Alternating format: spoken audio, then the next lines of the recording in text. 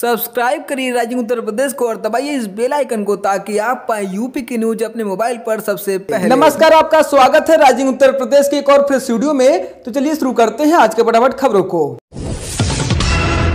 प्रदेश में 27 लैब में टेस्टिंग की जा रही है। उधर कोरोना संक्रमितों की संख्या में भी तेजी से बढ़ोतरी हो रही है। बीते 24 घंटे में रिकॉर्ड 9014 सैंपल की जांच हुई, जिनमें 208 पॉजिटिव मिले। इतनी बड़ी संख्या में पहली बार टेस्टिंग हुई है। यूपी में अब तक 4464 संक्रमित मिले हैं। प्रतापगढ़ में 1 और प्रयागराज में 2 संक्रमितों की मौत हो गई। इसके बाद मृतकों की संख्या 120 पहुंच गई। अब तक 2636 मरीज ठीक हो चुके हैं। लॉकडाउन की लंबी पाबंदियों के बाद चौथे चरण में उत्तर प्रदेश में काफी सहूलियतें जनता को मिलने जा रही हैं। जनता की सुविधा के लिए रोजमर्रा की जरूरत की दुकानों के साथ ही अर्थव्यवस्था का ख्याल रखते हुए रेड और कंटेनमेंट जोन के बाहर सभी फैक्ट्रियां खोलने पर सहमति बनी है। मुख्यमंत्री योगी आदित्यनाथ ने मंत्रियों के साथ बैठक कर सुझाव ले लिया है। अब अफसर उसी आधार पर गाइडलाइन बनाने में जुट गए हैं। दिल्ली, महाराष्ट्र व अन्य राज्यों से पलायन कर रहे श्रमिकों को उनके गंतव्य तक पहुंचाने के लिए ट्रेनों व बसों का इंतजाम किया गया है, लेकिन हालात बेकाबू हो गए। सोमवार सुबह गाजियाबाद व मेरठ में श्रमिकों की भीड़ उमड़ पड़ी, जिन्हें संभालने के लिए पुलिस व प्रशासनिक टीम को खासी मशक्कत करनी पड़ी। मजदूरों का टेस्ट व उनके खाने पीने का व्यवस्था भी करना प्रशासन के लिए चुनौती बन गया। 2 दिन पूर्व औरैया में सड़क हादसे का शिकार हुए मजदूरों के साथ अमानवीयता की सारी हदें पार कर दी गई। 100 को ट्रकों में भरकर झारखंड रवाना कर दिया गया। इतना ही नहीं, 100 के साथ घायल मजदूरों को भी बिठा दिया गया। इस मामले में अब सियासत भी शुरू हो गई।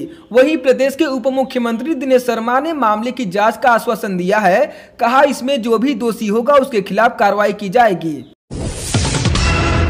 अयोध्या जिले में भाजपा से जुड़े ग्राम प्रधान व उनके प्रतिद्वंदी की गोली मारकर हत्या कर दी गई। ये मामला इनायतनगर थाना इलाके के पलिया प्रताप शाह गांव का है। भाजपा से जुड़े ग्राम प्रधान जयप्रकाश सिंह व उनके पंचायत चुनाव में उम्मीदवार रहे राम पदारथ यादव के बीच गांव की एक पंचायत में वाद विवाद शुरू हो गया, जिसके बाद दोनों पक्षों के गुटों में गोलियां चली, जिसमें प्रधान जयप्रकाश सिंह व राम पदारथ यादव को एक दूसरे की विपक्षी गुटों ने गोली मारकर हत्या कर दी गई। राम पदारथ यादव की घटनास्थल पर ही मौत हो गई, जबकि घायल प्रधान जयप्रकाश सिंह को जिला अस्पताल लाया गया, जहां उन्होंने दम तोड़ दिया।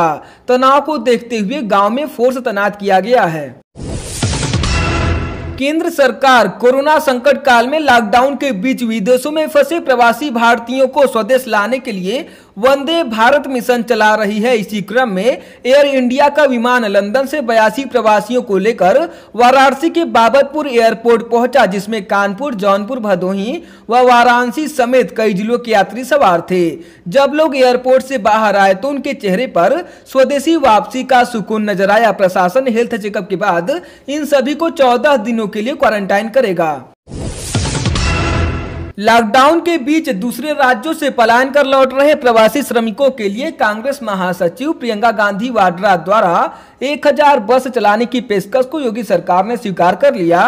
प्रियंका गांधी ने 16 मई को पत्र लिखा था। सोमवार को अपर मुख्य सचिव अवनीश अवस्थी ने पत्र जारी कर प्रियंका की पेशकश को स्वीकार करने की जानकारी दी। यह भी कहा कि बसों की सूची, ड्राइवर, कंडक्टर के नाम और अन्य विवरण उपलब्ध कराएं, जिससे बसों का उपयोग प्रवासी श्रमिकों की सेवा में किया जा सके।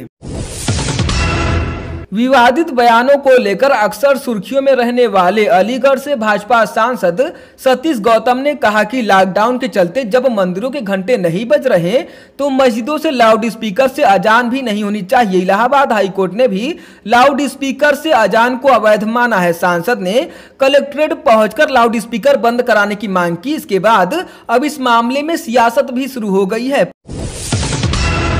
सीएम योगी आदित्यनाथ के शहर गोरखपुर में स्वास्थ्य विभाग की बड़ी लापरवाही सामने आई।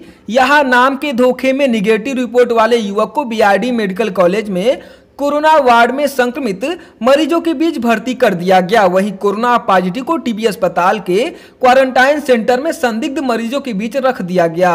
कोरोना वार्ड में भर्ती होने के बाद निगेटिव रिपोर्ट वाला युवक संक्रमित हो गया। जब इस बात की खबर गोरखपुर के कमिश्नर को हुई तो उन्होंने सीएमओ और कोविड-19 टीम को फटकार लगाई।